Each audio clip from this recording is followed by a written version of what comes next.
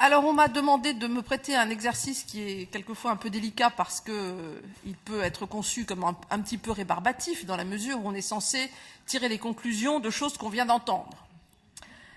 Je vais essayer quand même. Donc, ce 9e forum sur la conservation et la technologie du vitrail historique est à l'évidence un grand succès, avec plus de 180 participants venus de 16 pays différents, dont des régions du monde très éloignées de l'Europe, comme le Canada, les États-Unis, l'Australie, venus partager leurs expériences, leurs innovations, parfois leurs interrogations ou leurs doutes. Public très jeune, dynamique, réactif, qui, avec les conférenciers, a permis toute la réussite de cet événement.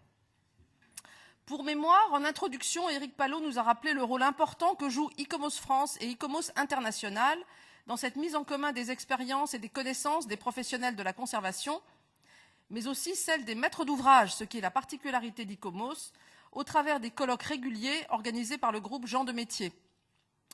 Jean-Michel Loyer-Asquette nous a opportunément rappelé, et nous en sommes heureux, toute l'importance qu'attache la Direction générale des patrimoines à la conservation et à la création de vitraux, ainsi que le soutien qu'elle apporte au Corpus Vitrearum dans son entreprise titanesque du recensement des vitraux français, titanesque mais qui pourtant approche de son terme.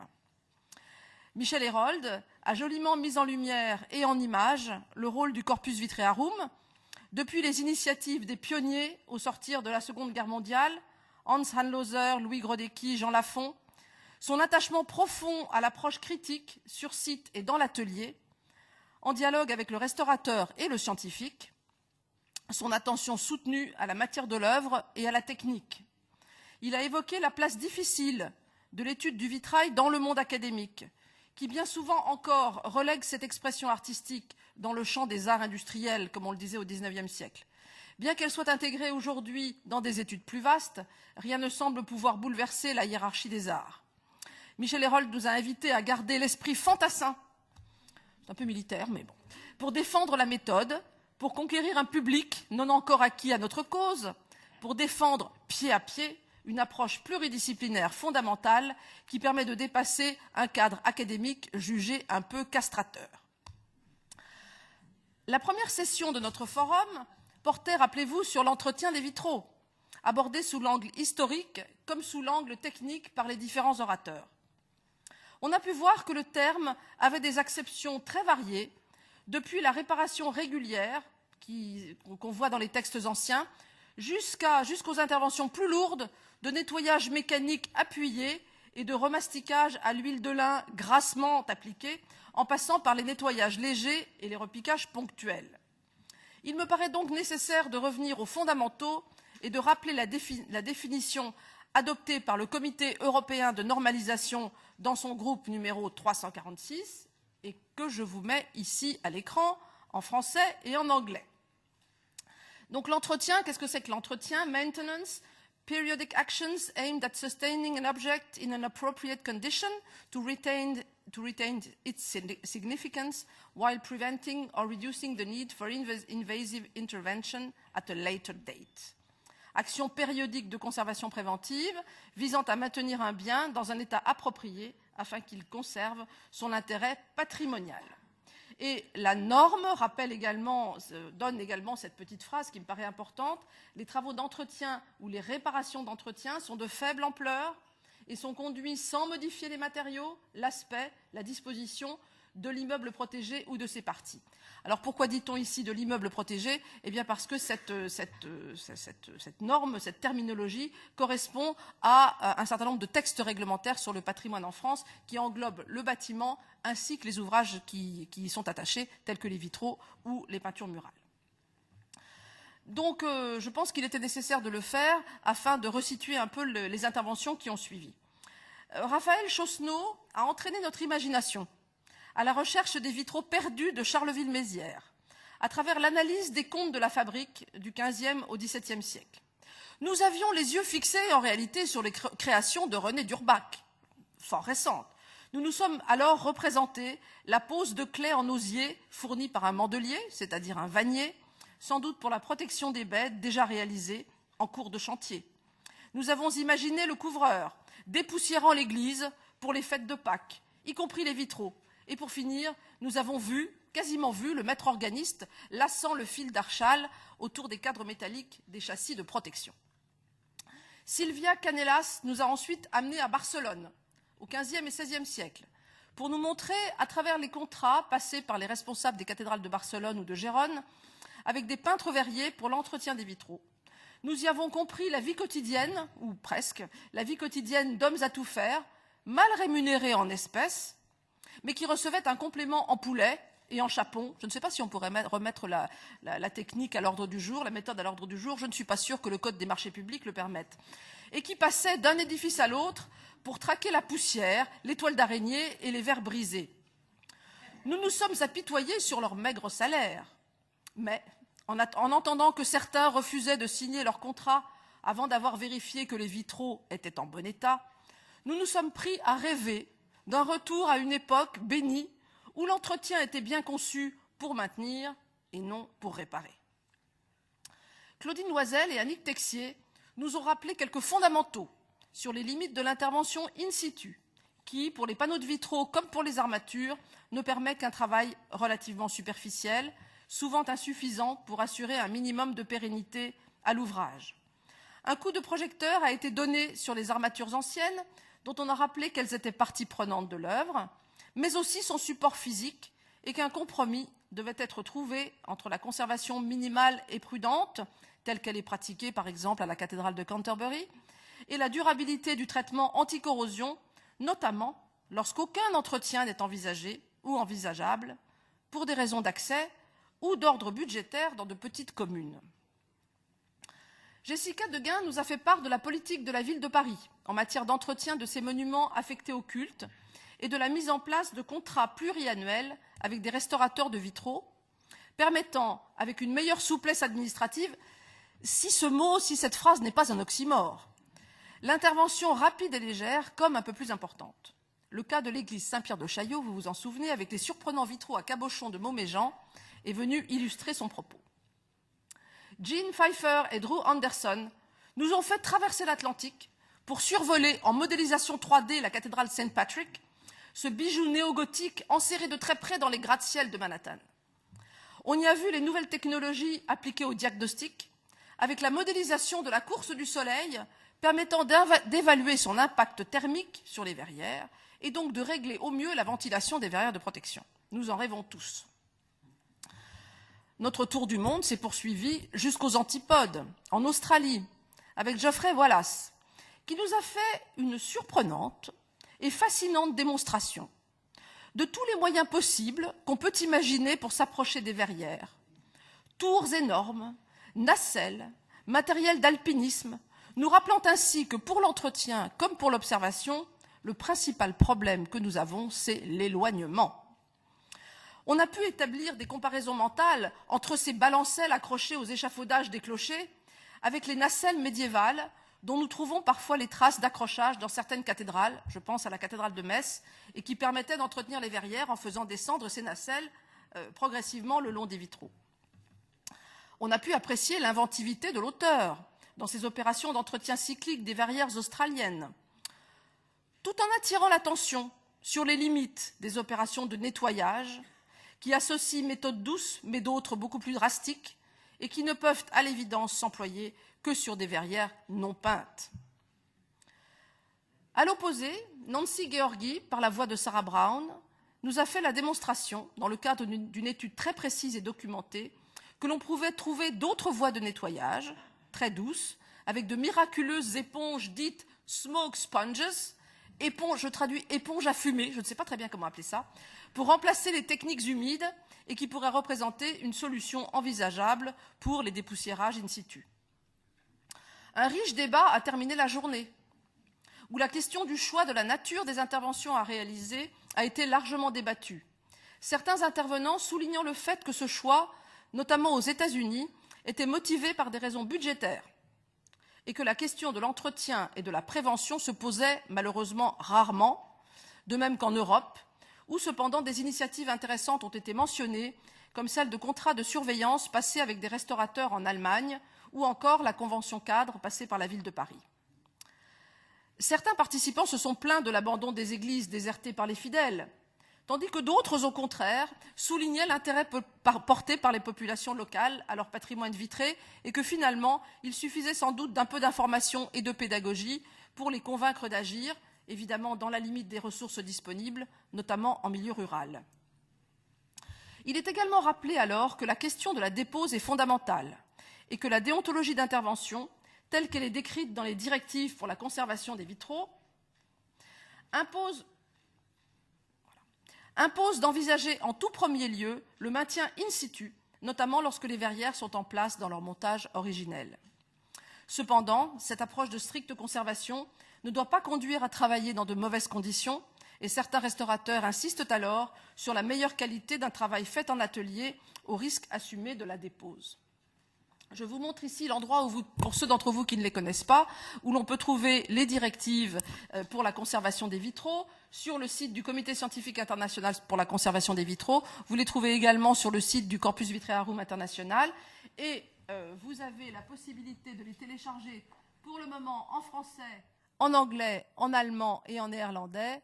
Et je vous montre juste un aperçu. Ça n'a pas marché parce que j'ai oublié de mettre les directives sur l'ordinateur. Donc le lien ne marchera pas, ce n'est pas la peine. Mais vous avez vu l'adresse. La nécessité, en conclusion de cette première journée, la nécessité d'établir des propositions concrètes en matière d'entretien a été également soulignée. Si aucune conclusion pratique ne peut à ce jour, à cet instant, ressortir clairement des présentations et des débats que nous avons eus, nous pouvons le regretter, mais c'est un fait, on peut néanmoins faire quelques affirmations. Premièrement, que la notion d'entretien apparaît comme fondamentale, à tous, pour assurer la durabilité maximale de nos interventions et repousser les restaurations lourdes avec leur impact fort sur les matériaux originaux. Deuxièmement, que l'observation régulière de l'état de conservation des verrières, l'observation est le socle même de toute intervention d'entretien, de conservation et de restauration. Que l'entretien repose sur la notion de régularité, comme le disent les définitions, et de légèreté de l'intervention, qui doit porter sur l'élimination ou la réduction des facteurs d'altération les plus importants, tels que l'eau, les poussières, les micro-organismes. Mais que l'entretien ne doit pas être confondu avec la notion un peu triviale de réparation, qui suppose un état dégradé pour lequel il convient d'intervenir en conservation et non en entretien. Que l'entretien doit être associé aux mesures de conservation préventive, action sur le climat, mise en place de verrières de protection, qui, à leur tour, doivent faire l'objet d'entretien régulier. C'est un cycle complet. Qu'il serait ensuite nécessaire d'attirer l'attention des maîtres d'ouvrage et affectataires, collectivités territoriales propriétaires des édifices de culte, clergés, alors évidemment dans chaque pays les conditions sont différentes, disons les responsables du patrimoine, sur les mesures simples à prendre, et nous disons en français, en bon père de famille, et qui touchent l'environnement immédiat des verrières. Déboucher les chéneaux, enlever les plantations à proximité, éliminer les toiles d'araignée, éviter les changements climatiques brutaux dus à un chauffage inadapté, à l'ouverture intempestive des portes, etc. Quelques mesures simples. Qu'enfin, une révision future des directives pour la conservation devrait inclure un chapitre spécifique sur l'entretien. Alors, ces conclusions que j'ai tirées à titre totalement personnel hier, à vous écouter tous, à écouter les présentations et à écouter les débats, ne sont pour le moment que des conclusions personnelles. Je pense qu'elles mériteraient d'être débattues au sein de notre comité pour la conservation des vitraux et peut-être d'aboutir à un certain nombre de résolutions qui, évidemment, devraient recueillir votre assentiment. Le second jour portait sur les nouveautés en matière de conservation, des études de cas et des travaux d'étudiants. Yoscan, toujours féru de nouvelles technologies analytiques au service de la connaissance de la matière, a montré les avancées que permet la spectrométrie de fluorescence X portable utilisée en balayage 2D afin d'obtenir une image chimique de l'ensemble d'un panneau, voire d'une baie, rêvons, afin de conforter ou de contredire l'observation visuelle sur la nature des verres, notamment dans la distinction entre verre plaqué et verre teinté dans la masse, celle des grisailles et sur la présence d'anciennes restaurations. Christa Heydrich nous a montré de très beaux exemples de verrières en dalles de verre en Allemagne, qui représentent aujourd'hui le cauchemar des restaurateurs, faute de solutions durables pour les conserver. Elle nous a fait part des résultats d'une étude en cours qui vise à utiliser une méthode bien connue des corrosionnistes, la protection cathodique des armatures métalliques, grâce à l'application d'une couche de zinc en surface du béton, jouant le rôle d'anode sacrificielle, destiné à protéger l'armature de la corrosion qui ensuite pourrait faire éclater le béton. Nous avons compris cependant que de nouvelles améliorations du système étaient à l'étude avant que l'on puisse utiliser ces techniques sur nos chantiers de dalles de verre. Donc attendons encore un peu. Hans Rainer Meindl, dans un discours empreint de sincérité et de simplicité, nous a conté les aventures et les mésaventures d'un industriel créatif qui s'intéresse à la conservation et qui accepte de se lancer dans la création d'un verre spécifique pour la protection des vitraux et qui admet que ces essais n'ont pas toujours été concluants, que son verre expérimental avait parfois la mauvaise idée d'être jaune ou vert, alors qu'il l'aurait aimé parfaitement incolore. Ce verre, éminemment protecteur pour les matériaux organiques utilisés en conservation-restauration, a été testé par le BAM à Berlin et par le Fraunhofer à Würzburg, et il peut être utilisé comme n'importe quel verre plaqué, peint, cuit et même peut-être thermoformé. Et il a trouvé sa glorieuse application pour assurer la durabilité de la monumentale restauration de la grande verrière orientale de la cathédrale d'York, et nous ne doutons pas que cet exemple sera suivi par d'autres. Nick Tidd nous a fait part, avec toute la retenue de l'understatement britannique, de la passion qu'il anime pour la photographie et souligné sa grande importance pour le suivi de la conservation, qu'il ne croit pas que je me moque, bien entendu. J'admire. À condition d'en maîtriser parfaitement les paramètres, avec l'utilisation d'outils précis de calibration colorimétrique, il a montré toute sa dextérité dans la maîtrise de l'outil photographique, mais aussi du traitement numérique qui permet d'ajuster parfaitement le rendu de l'image, même lorsque, là aussi, cauchemar du photographe, la prise de vue sur boîte lumineuse laisse comme toujours apparaître les ombres des tubes lumineux. Nous avons vu de merveilleuses images d'York, avec cette belle empreinte digitale tout droit venue du XVe siècle, et les résultats magnifiques produits par le mythique Hasselblad, modernisé par le numérique. Léonie Seliger nous a entraînés à sa suite, à la poursuite des fantômes des peintures évanouies de l'église Saint-Andrew à Gatton, armée de l'outil Photoshop qui lui permet de fusionner les images en lumière transmise et en lumière réfléchie. À l'évidence, il n'y a pas que la surface qui réfléchit. C'est une plaisanterie un peu française, pardonnez-moi, et de restituer virtuellement l'image et la composition devenues illisibles, sans aucune intervention picturale sur l'original. L'ordinateur, qui est précis et puissant, mais qui ne réfléchit pas, lui, souligne aussi la corrosion. Mais les erreurs sont tout aussi virtuelles. Les impressions sur papier sont ensuite présentées dans l'église à l'appréciation du public. L'usage qu'en a fait Virginia Raguin montre à quel point la collaboration du restaurateur et de l'historien aboutit à de grandes avancées dans la connaissance des vitraux anciens. Aletta Rambaud nous a conté la belle histoire d'une collection de vitraux dispersés de l'abbaye Prémontré de Parc et la complexité de la reconstitution de cet ensemble du XVIIe siècle, dû à Jean de Caumont, dont chaque élément avait vécu sa vie et des évolutions bien différentes depuis la dispersion de cet ensemble. Comment réintégrer ces éléments démembrés? Comment suggérer aux visiteurs ce qu'avait pu être cet ensemble sur la base des recherches d'archives réalisées? Tels sont les enjeux de ce beau projet largement pluridisciplinaire. Pierre-Yves Caillot nous a fait faire une promenade dans la cathédrale de Strasbourg, nous montrant l'apparition tardive des verrières de protection dans cette remarquable cathédrale et son souci personnel de préserver l'aspect extérieur de l'architecture des baies, tout en assurant la meilleure protection des verrières. Keith Barley, qui vient d'être intronisé par la reine dans l'ordre de l'Empire britannique, nous sommes tous extrêmement impressionnés, nous a fait la démonstration d'une belle collaboration avec le Corpus Vitreum belge, venu sur place étudier avec lui, dans son atelier, les belles verrières réalisées originellement pour l'abbaye d'Erkenrode près de Liège, actuellement conservées dans la cathédrale de Lichfield. On voit là à quel point les voyages historiques des vitraux justifient aujourd'hui pleinement la structuration internationale des chercheurs du Corpus Vitrearum. Nous avons vu la cathédrale de Lichfield complètement enveloppée d'un échafaudage drapé comme une création de cristaux. Nous avons admiré une remarquable verrière en vue plongeante sur table lumineuse permettant d'apprécier globalement l'ampleur des interventions à mener en termes de suppression des plombs de casse ou de nettoyage. Nous avons vu peler des rubans de plomb de casse pour permettre de réduire leur impact visuel sans dessertissage. En bref, nous avons admiré une intervention monumentale sur un sujet monumental, traité avec la dignité et la méthodologie qui s'imposent. Nous avons terminé la journée par 3 présentations d'étudiants selon le système mis en place à Amsterdam, qui permettent à de jeunes professionnels de présenter leurs travaux à la communauté des historiens et des conservateurs, démontrant ainsi la vivacité et la grande qualité de la recherche sur le vitrail. Les travaux du peintre verrier Eugène Udino, les brevets qu'il dépose pour ses inventions, les vers imprimés, la remise en place enfin de vitraux déposés dans des édifices religieux. Je ne vous ferai pas l'injure de vous les résumer, vous les avez en tête. Ils ont brillamment conclu ces 2 journées et nous annoncent à tous un très bel avenir. Il me faut maintenant faire les remerciements d'usage.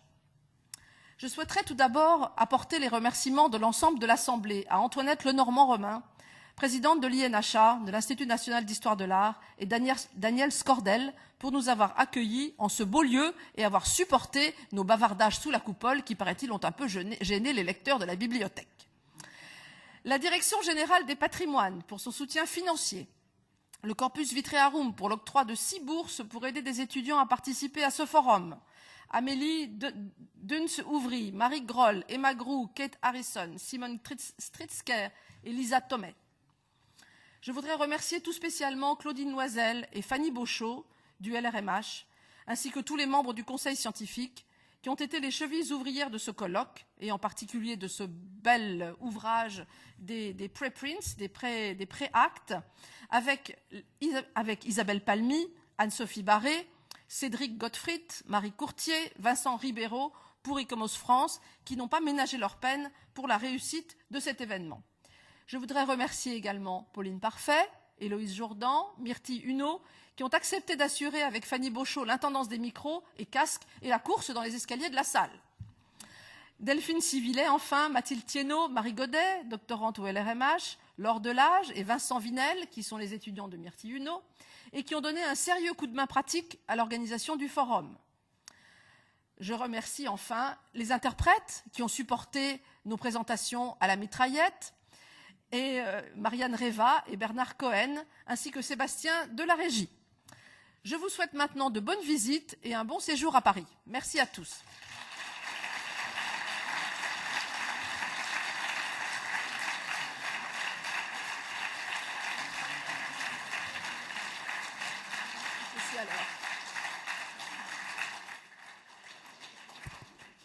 Et nous sommes à l'heure. Donc maintenant, il est temps de partir pour la Cité de l'Architecture et du Patrimoine au Palais de Chaillot.